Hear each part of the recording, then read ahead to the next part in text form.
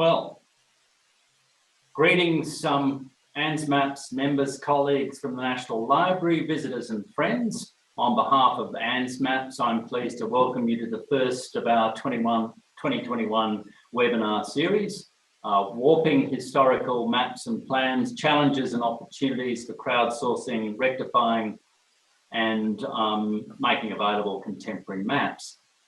My name is Martin Woods, and I'm a Director of Curatorial and Collection Research here at the National Library in Canberra. And I'm Susie Russell, a Coordinator also in Curatorial and Collection Research at the National Library. And as we're based in Canberra, I'd like to first acknowledge the Ngunnawal and Ngambri peoples, who are the traditional owners of the lands on which we meet, and extend my respects to their leaders past and present.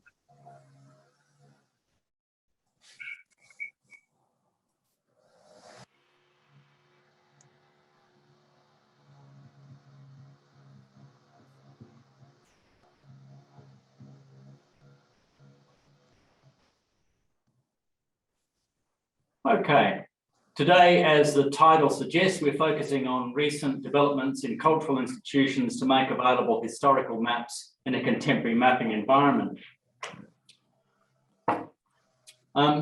The three Australian government agencies have developed map warping systems that do this, and I thank the National Library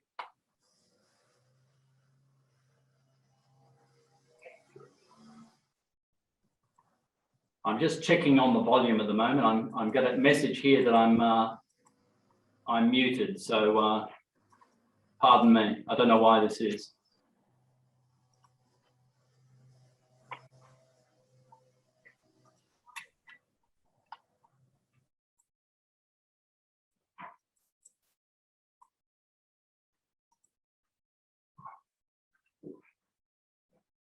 Okay, well, I'll try and continue. Can anyone tell me whether I'm muted or not? Or if you can hear me, can you raise your hand? Thank you. I'll proceed then. Okay, so as we suggest, we're focusing on recent developments in cultural institutions to make available historical maps in a contemporary mapping environment. Three Australian government agencies have developed map warping systems that do this, and I thank the National Library, Public Records Office Victoria, and Museum of Lands Mapping and Survey Queensland for agreeing to take part in this session. And thanks to ANZMapS committee, and especially to Greg Lauer, who's pulling the strings for us today. The session will comprise three presentations. First, the National Library will kick off, then the Public Records Office Victoria, and then finally Queensland Museum of Lands. And we encourage you to ask questions through the Q&A facility throughout, and please do that, and we'll endeavour to answer everything in the session as it unfolds or afterwards if we run out of time. Before I hand over onto our first presentation, I'll introduce all the speakers. But if you'd like to know more about them, there's a link on the registration page. Our first speaker are myself and Susie Russell. Susie has a background in oral history and folklore and in map collecting here at the National Library, and she's now part of Curatorial and Collection Research section along with myself. We'll then move on to Asa. Asa is currently in the role of an online engagement officer, and has been at PROV in a variety of roles since 2005 and specialises in creatively using technology to encourage user engagement and promote archival collections. And then our third session from Queensland Museum of Lands will feature Cecilia Tram. Cecilia was been working in spatial information since 2006 and was manager of the Museum of Land Mapping and Survey from 2009 to 2019. With her will be curator of the museum, Kaye Nardella, and Peter Gersekowski, a principal advisor, spatial information in the Department of Resources, Queensland. So we've got a lot to get through in the hour. Apologies for that initial hiccup, and we're going to move on to the National Library story first. So I've got a video that Susie and I prepared, and I'm just going to give you a bit of an introduction before Greg plays that video for us. And we're going to show you some of the features of the National Library Map Search, a georeferencing tool and interface for promoting, viewing and annotating maps from the library's Australian maps collections. The maps you'll see when you use Map Search are hugely variable in purpose, scale, and who made them and how they were made, reflecting the diversity and history of mapping in Australia. NLA Map Search permits us to walk these historical maps over current standardised mapping and bring richer understanding and insights into historical places we're looking at when we're researching. The system leverages wider availability of configurable georeferencing platforms and open data to do this. We've used GeoServer open source map repository to run Map Search as a scalable solution for delivering tens of thousands of digital maps from the NLA collections. Our development approach also recognised the desire of many individuals and communities to get involved with cultural materials. Our client base of map users includes family and community historians, land use specialists, Indigenous communities, researchers of many specialisations, environmentalists and people who love maps. The project began in 2018 and Map Search is now in production with over 13,000 maps.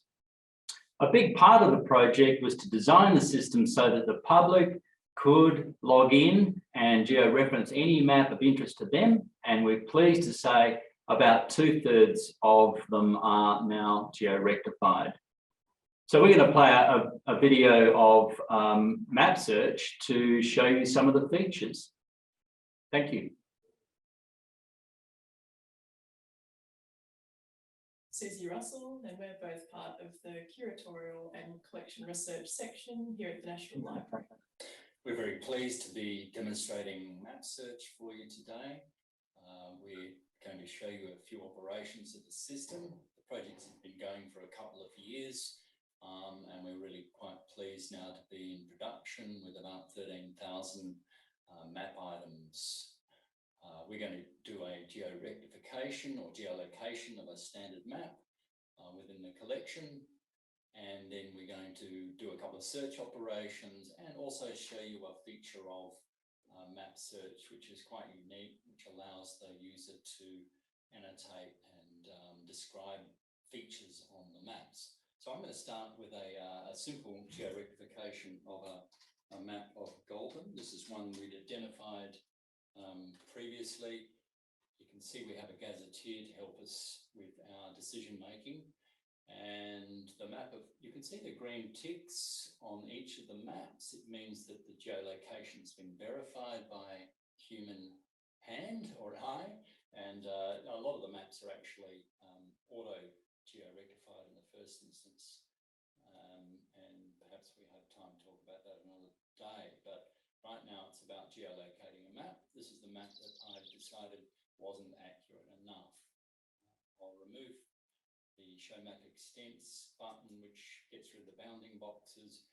And if I change the opacity level at the top from 100 to the base layer, which is OpenStreetMap, you'll see that it's way out to the west on the historical map.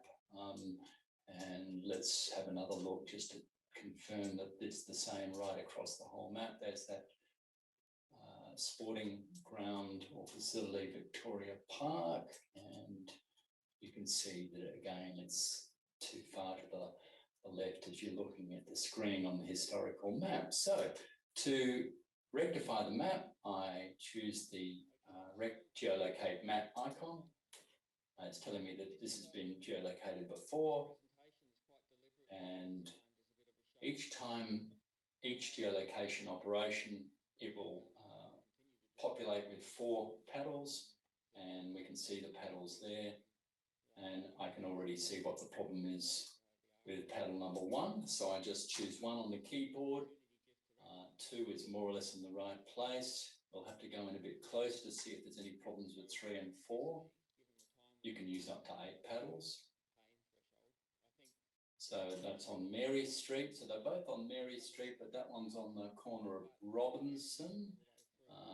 And there's Robinson there. So I'm going to shift 3 across to the corner of Mary and Robinson. And you can already see that the average angle error is now under 1, and that's enough for a successful geolocation. So I'll now hit geolocate. This will take a couple of minutes. And while this is going, I'm going to hand back to Susie to do the first of our searches. Thanks, Martin. So I'm after maps of Newcastle. And again, using the gazetteer, I'll select one. You can see I've left that search pretty open, so I haven't chosen to limit it, but there are various ways you can do that on this left-hand search panel. And again, a number of results returned. I'm interested in this second map, the 1936 road map that you can see is on a grid. Like Martin, I'll turn off the map extents and we'll have a closer look. So zooming into this area, something that I'm interested in about this map is that it shows quite well the infrastructure that's really tied to Newcastle's history as a penal, a maritime and a mining region. So something that you can fairly readily see is quite a high density of hospitals. So down here we see what was then called a hospital for the insane. A little to the northeast, Newcastle Hospital, one of the oldest in the country. A little further north, there's Cootes Memorial Hospital. And you can also see in quite good detail on this historic map the associated buildings. So a nurses' home here, outpatients. Again, nurses' quarters related to this one. Something else I've noticed about this map is quite close to this high density hospital sort of area with a good sea breeze. You can see quite a number of religious institutions. So there's the Presbyterian Church, there's the cathedral, a Catholic church, and another Presbyterian church and a Baptist tabernacle. I'm going to pan back to Newcastle Hospital, again one of the more historic hospitals. So zooming in a little, I'm now going to show you the base map, that default OpenStreetMap, what that looks like in this area. And you can see that there is still a hospital there called the Royal. But once we switch to the overlay of the two maps, you can see that the building configuration is really quite different. And in part, that's got to do with the 1989 Newcastle earthquake. Something else to mention on the right-hand panel here is that once you click on the ellipses, you get a bit more detail about the map from the catalogue. And you also see these options to download the map or view the map in Trove. And as Martin showed you, because we're logged in, we've got these options to geolocate. Later I'll show you this add or edit features option. So now I'll reset to default to show you my second search, which is a different type of search, this time by keyword rather than place name. And my keyword is fire. Again, I haven't limited the search, but you can see it's only returned quite a small number of results, just 8. And I'll select this municipality vocally map, again turning off the extents. So you can see it's a nice example of a map with advertisements, and zooming into the reference table, I can see that the fire stations are marked like this with the FS. So I'll locate that on the historic map. And it's in this sort of central area, not so far from the cricket ground and the cemetery. Again, we'll switch to the base map layer, and I've stayed on OpenStreetMap. And you can quickly see that the fire station has moved a short distance. So what is now where the fire station was, a range of businesses and cafes. You can see Centrelink's there as well. And again, going to our overlay, you can see that short distance it's moved, and it's something that you see a bit with Map Search. Perhaps these fire stations took up the opportunity to expand and to move just a short distance away. I'll go back to the historic map and just move a bit further to the south, see what else has happened. So you can see in 1921 there was this golf links here. You can see where the clubhouse was. Having a look now, you can see there's one also next door. There's a school to the south, a couple of schools in fact. And there's one just to the north that's a bilingual school. So from a quick look, you're already getting a sense of some of the changes that have happened. And just to point out something else that can help you in exploring these maps is to just give yourself a bit more space by hiding the panels.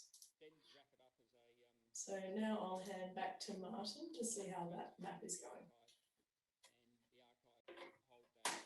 Thanks, Susie. And it's just completed. So I'll now have a look and see if we've achieved some semblance of accuracy with this map.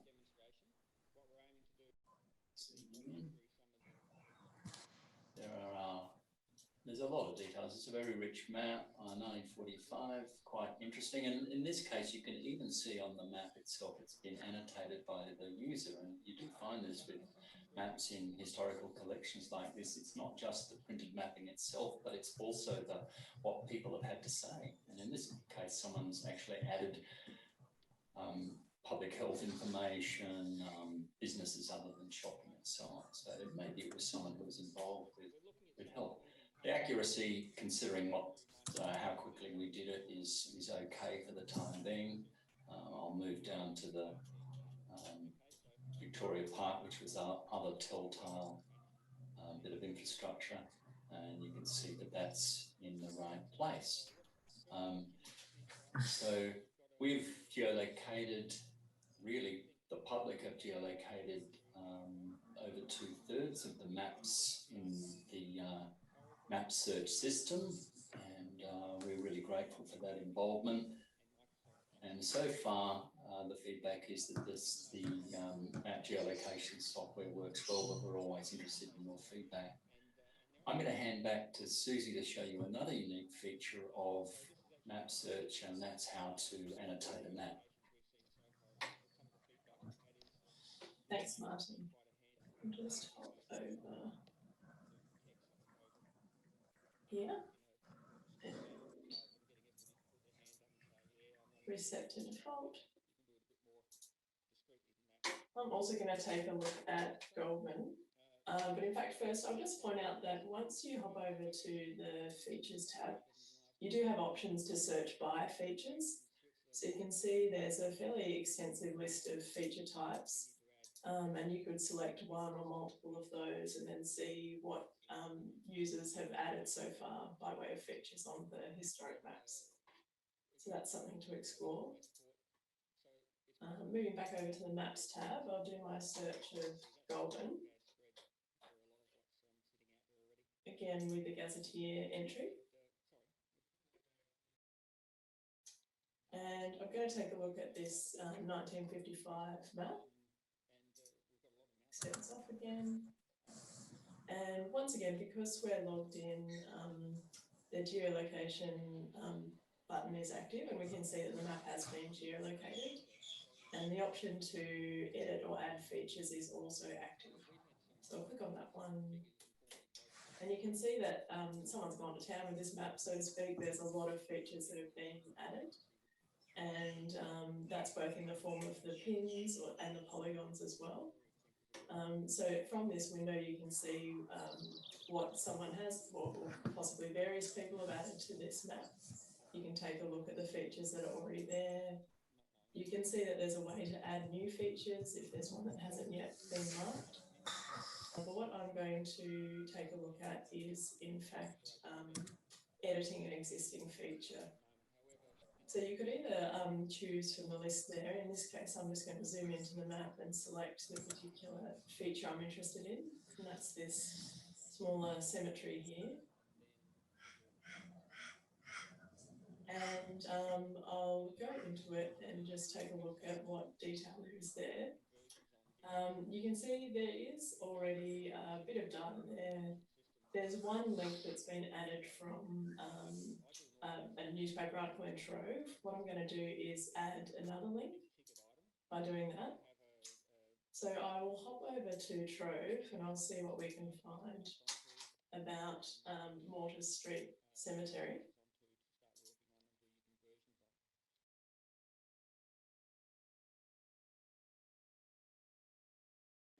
I believe this is the article that's already been added to this feature, so let's take a look at this one.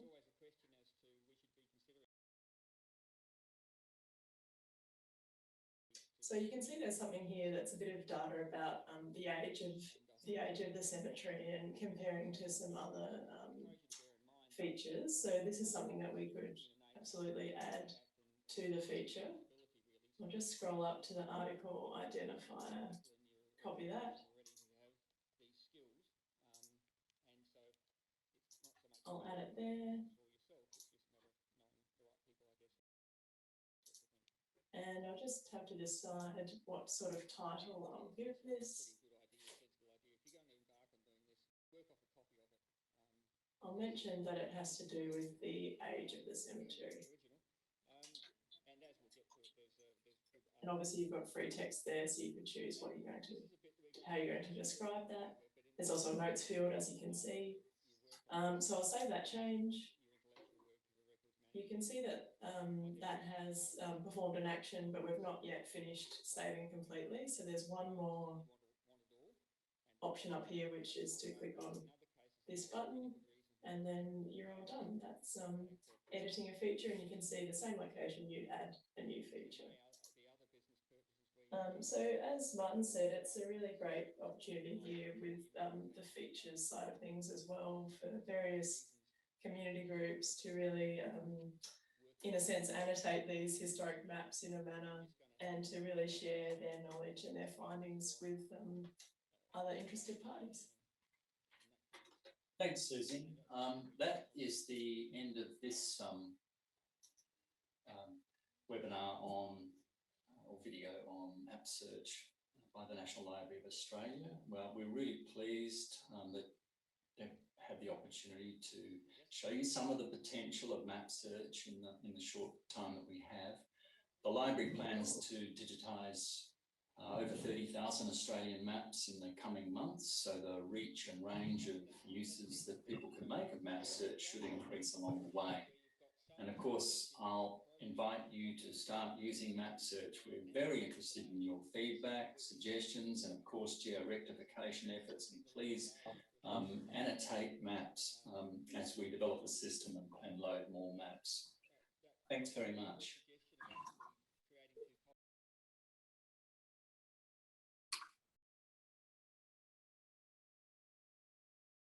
Okay.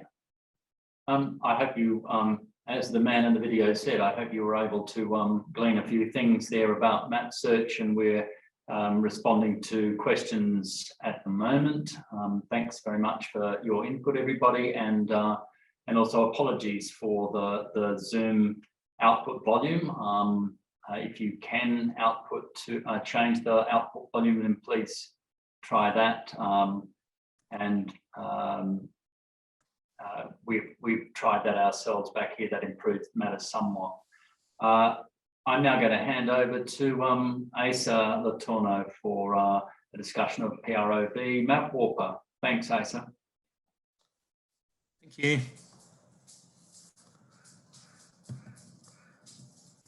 Thanks, Martin. I think Greg's going to roll the videotape and then I'll take questions after that.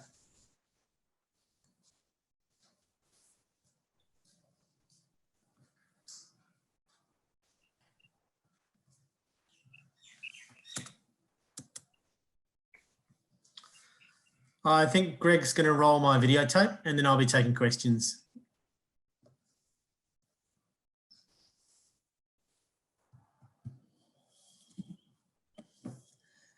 If for some reason, unforeseen technical reason, the video does not begin of MapWarper, you can just go to the MapWarper site at mapwarper.prov.vic.gov.au, and on the landing page, you'll see the video.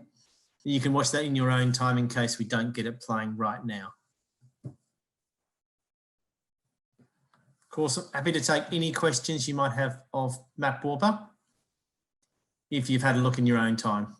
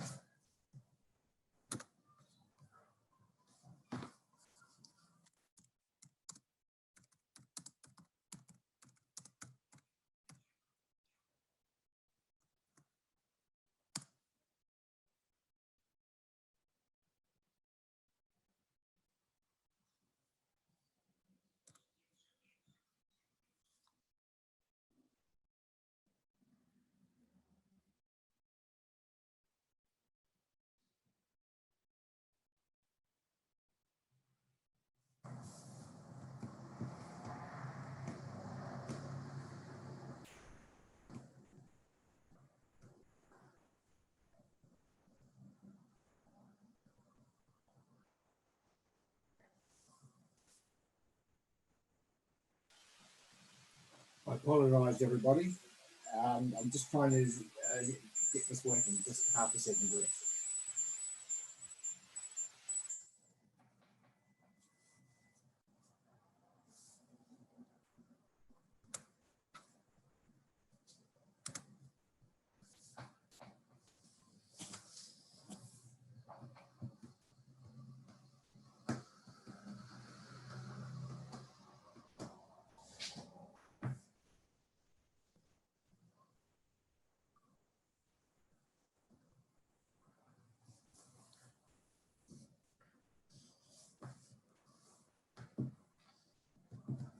Martin, would you like me just to take everyone through the development of MapWarper while we wait for the video to play?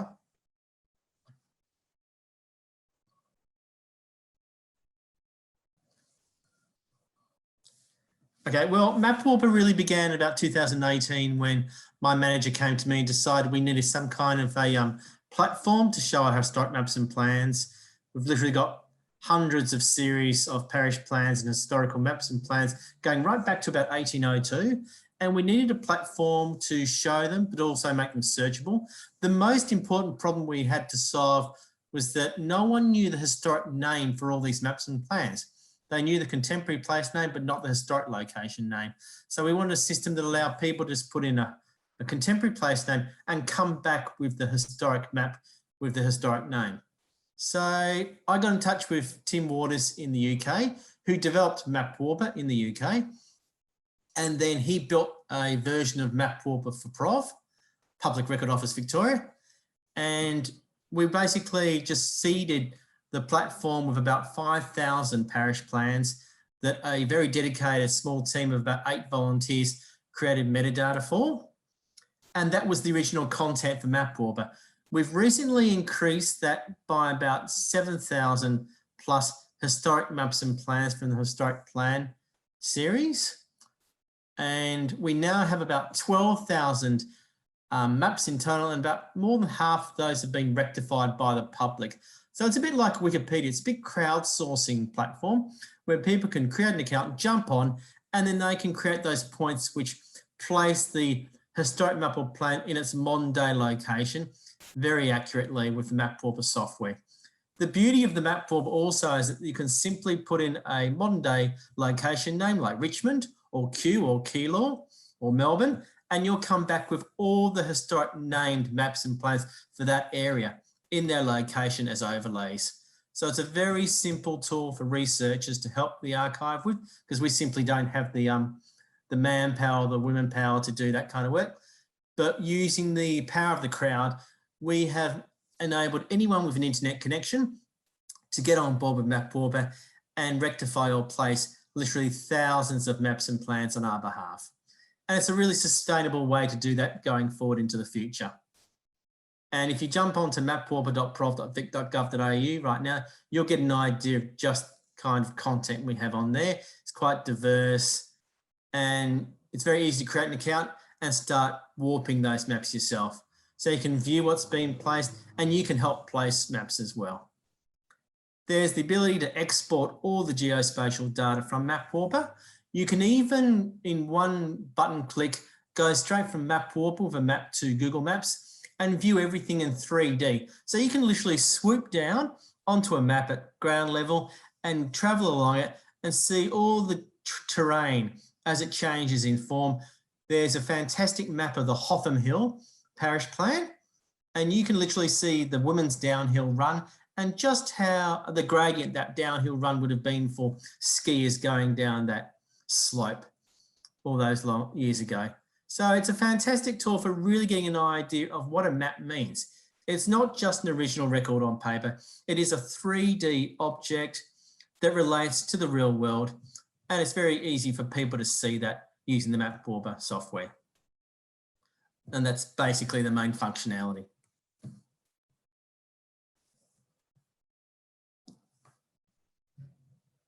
And as I said, you can see the video we're trying to show now just by jumping on the landing page of mapwarper.prov.vic.gov.au. Takes you through all the stuff that I've just described. Plus there's a step-by-step guide if you want to take part.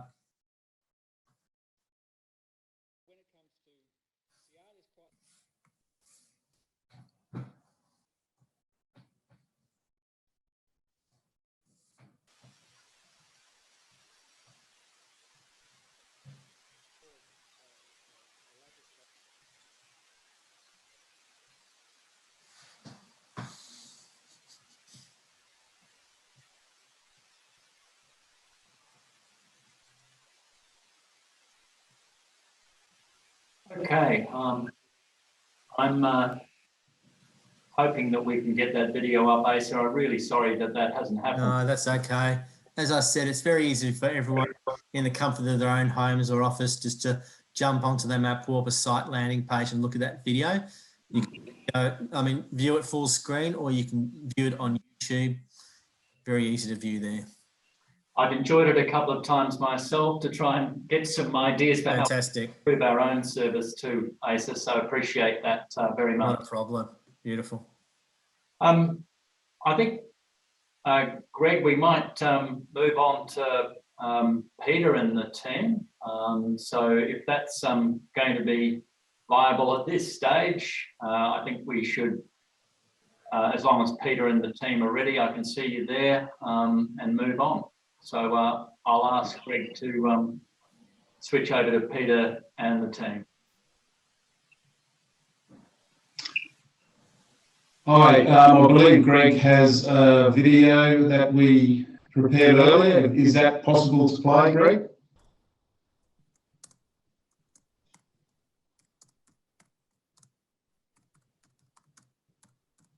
The manager of the Museum of Lands, Mapping and Surveying in Brisbane. I also have with me Kaye Nardella, Senior Curator of the Museum, and Cecilia Tram, who was a past manager of the museum for about 10 years. The museum is a business unit of the Queensland Department of Resources. We're also part of the Queensland Museum Network, so all our accessioning and managing of artefacts is done under the Queensland Museum requirements. This presentation will overview the georeferencing project that we've been undertaking, how it started, what we did, issues that we encountered, benefits that we gained from it, and what we are doing now. So why do we need maps? Firstly, let me explain what georeferencing is. It's about assigning geographical points that are common between the old and new maps. They are often road intersections, property corners, creek joins, and other natural features that tend not to change over time. Once a map has a geographic location, they can be searched geographically and able to be placed over modern maps or imagery using coordinates, which means the old maps can be searched, viewed, and overlaid in modern mapping systems. It's really about using these maps as an historic resource to their fullest potential, simply because we know their exact position in relation to modern maps, and the fact that they can now be searched in mapping systems using a point, location address, or coordinates. For example, bring me up all the historic maps that cover a particular modern address. And there are ways that these georeference maps can be used that we haven't even thought of yet. It's essentially about making it easier for people to engage with history. I'll point out that the crowdsourced georeferencing work is coming to an end, and we are in the process of managing the large amounts of data and investigating ways to make these maps available to the public. I'll now hand over to Cecilia, who was instrumental in establishing the georeferencing program as a pilot project. Thanks, Peter. The Department of Resources in its museum has a massive collection of maps spanning back some 160 years. These old paper maps receded into our archives and were digitised for storage. As the digitisation program was finally coming to an end, that opened the door to making the images more accessible. We tried a couple of pilot projects, but decided the simplest option was to leverage the then new Queensland Government Open Data Portal, data.qld.gov.au. So it was very simple, using CSV files containing limited metadata and having a hyperlink in the file that links to an image directory. It now holds most all of the collection, but it is not a great customer experience. So we asked the question, what would a great customer experience look like? Imagine a map viewer showing modern imagery and data overlaid with historical maps as a seamless mosaic, perhaps with a time slider, and users able to search by year and zoom in to locations. The catch, our limitations were virtually no budget, no access to GIS analysts, and no mandate. So if that's where we wanted to get to, what was our first step? Geolocating the corners of the maps would be easy. We had the coordinates on the maps and it would enable us to drape them over current imagery, but the datums are now different. So as you zoom in, the property scale, it wouldn't align, creating a confusing and unsatisfying experience. There'd be no wow factor, so we scrapped the idea. We'd need full georeferencing to more accurately integrate with other maps and modern imagery and data. So what technology would help us? Options included MapWarper open source software, Clocan-hosted georeferencer, and Esri desktop tools. And what opportunities could we leverage? The obvious answer was crowdsourcing, assistance from the hobbyist community we knew were out there, based on all the customer feedback over the years, and with initiatives such as the National Library of Australia's Trove success, using text searches. I assessed the options, interviewing others using crowdsourcing around Australia. Libraries were getting great results, which was encouraging, but they aren't mapping experts. They felt the georeferenced image was the end of the process. We wanted to take it further. Could this work for us? I also sat down colleagues to georeference other maps using free online tools, and we discovered it was fun and even addictive. Using crowdsourcing would also have other benefit than saving time and resources for us. It would build on community networks and raise the profile of the museum and increase its social relevance. With the support of a core and passionate team of Kaye, Nardella, Anthony Renix and Steve Trigg, a pilot project, Old Maps New Tricks, was supported in 2018 and provided with seed funding, with the caveat that the pilot had to complete by the end of the financial year. So we started from scratch in April. No pressure.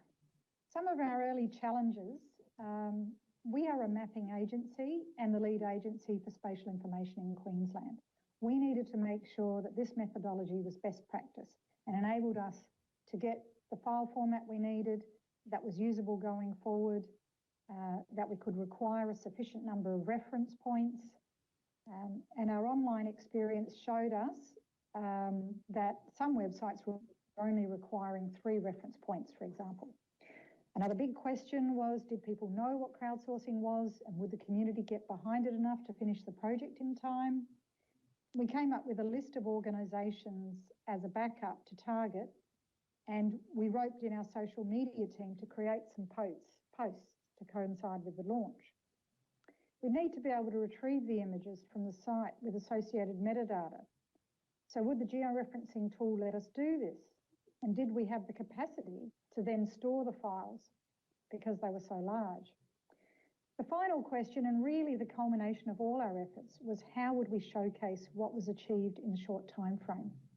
We managed to secure some time from our graduates and had them line up to mosaic a single key series. We parked all the downstream questions, like how will we release them to the public, in order to focus on the here and now. We assessed several tools and finally settled on Qld Technologies Georeferencer. It's a Swiss company that specialises in online crowdsourced georeferencing, map libraries and viewers, with some great examples around the world, in Europe and the US, including the David Rumsey Map Collection, which was my first introduction through their phone app, the British Library, National Archives of the Netherlands, National Library of Scotland, University of London and the State Library of New South Wales. So they had demonstrated successes. The major benefit was that Qld provided an end-to-end solution that didn't require any on-site development at our end. Having said that, Anthony did need to configure the administration of the website to meet our needs, and he provided that feedback to Qld to improve their software. And remembering we're a mapping department and perhaps our requirements were a bit more sophisticated than the average library. For example, we wanted to use our own base map that included the official Queensland Government data layers. Overall, the administrator role gave us a lot of control. There were annual hosting and maintenance fees for use of their tool, and that was dependent on the size of storage required, but very affordable. We were able to brand the site with our own logo and banner and make it appear as though it was hosted in our website, which was really important to us as a department. I'll hand over to Kaye now, who's going to describe where we went next and the outcomes. Thanks, Cecilia. With regard to what old maps were georeferenced, we had over 10,000 map scans currently accessible through the Queensland Government Open Data Portal to choose from. There were a number of factors that influenced the maps we chose. Historical value was important. Did the map series hold valuable historical information? Maps that showed names of people connected to the land, property names, locations of dams, bores and windmills.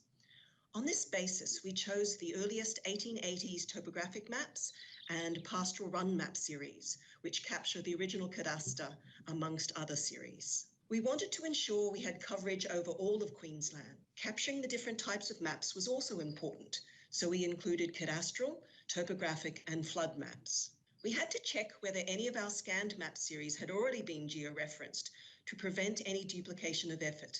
For this reason, we did not georeference the cadastral 1:100,000 series or the Queensland First 4 Mile series, as these were done by another government agency. The critical series georeferenced included the Queensland 2 Mile county maps, the 4 Mile Queensland 2nd and 3rd series, the 2 Mile Queensland series, the flood maps and the 1:25 thou topographic maps. Based on these priorities, we ended up georeferencing 2,305 maps from 27 series with a date range of 1871 to 2012. There are a number of steps involved in the process of georeferencing.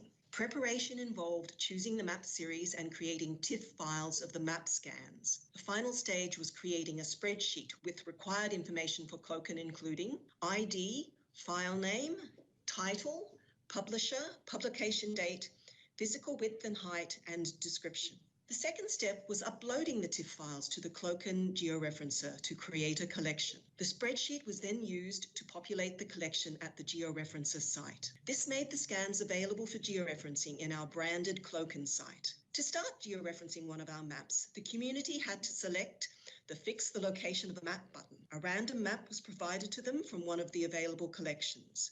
They next had to select a base map. We provided the Queensland topographic base map, as it is the most accurate and detailed view of Queensland. They then compared the old map to the new base map and matched points, for example, road intersections, because they generally don't change, unlike creek and river channels sometimes. The default was to have the two images side to side, The person could select the overlay option to see how well the images were being matched. When they were happy with their efforts, they could lodge the map for review by pressing the next button. The completed map was added to a queue for our review, where we quality checked the results and added or manipulated additional points only if required. We were looking for the best fit, and sometimes this was challenging, as coastline and features can change over time, and sometimes there are simply not enough features. Once the georeferenced efforts were approved, a georeferenced copy of the map was generated, downloaded, and stored. Please note that once maps are successfully georeferenced,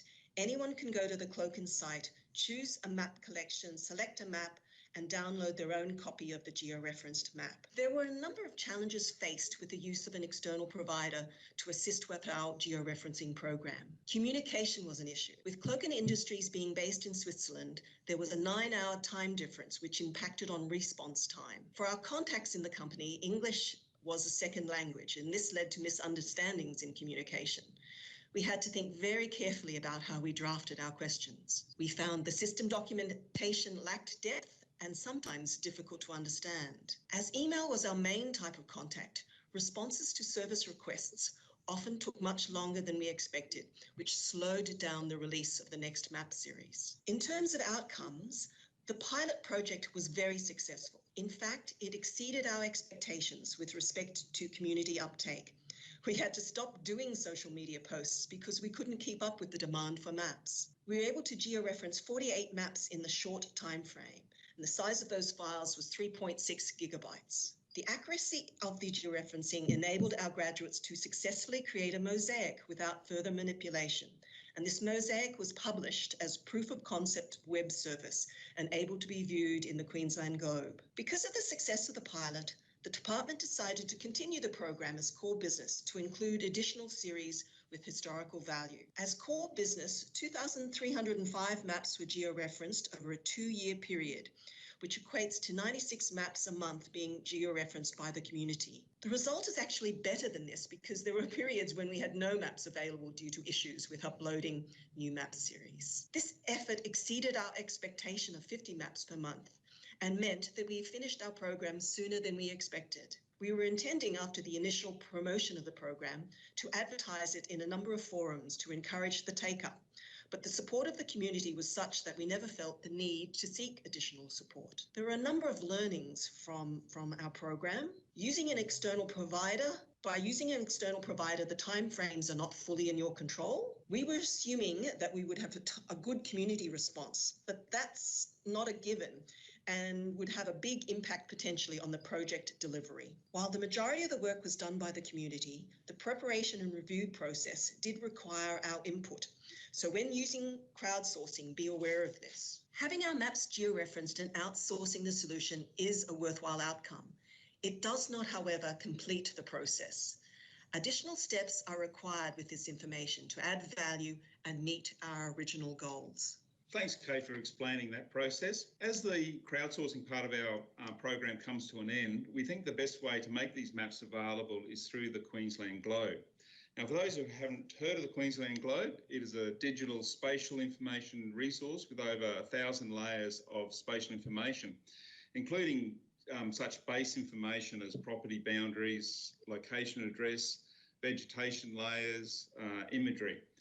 But it's also got more obscure information such as car crash locations, boreholes, coal seam gas drill locations. Once these historic georeference maps are made available on the globe, the user will be able to search for a map using a geographic reference such as a point or a location address or even a bounding box. And then they can overlay and integrate the historic georeference maps onto a myriad of other spatial information layers. So we had a vision when we started this project, and we're on that journey now.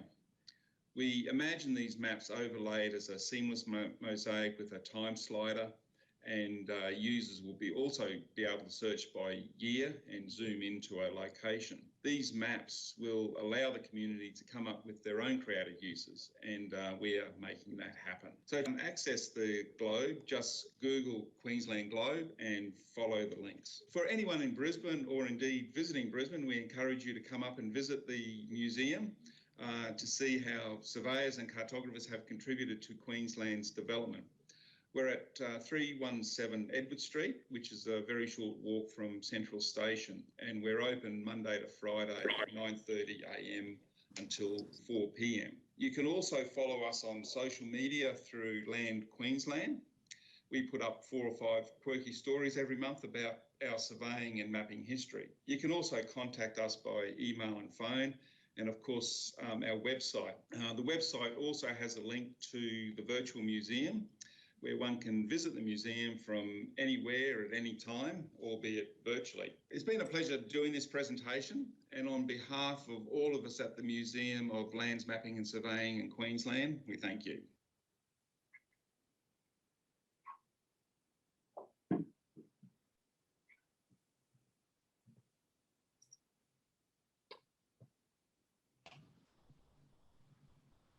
Well done, everybody. Well done, everyone. Thanks for your presentations. I'm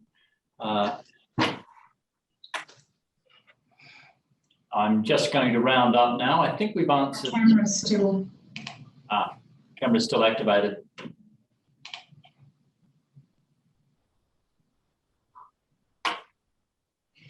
They won't let us. Okay. Host muted me.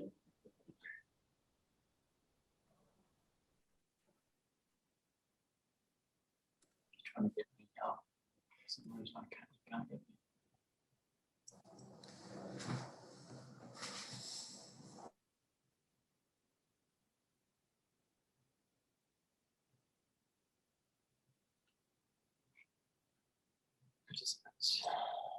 That's all I can see.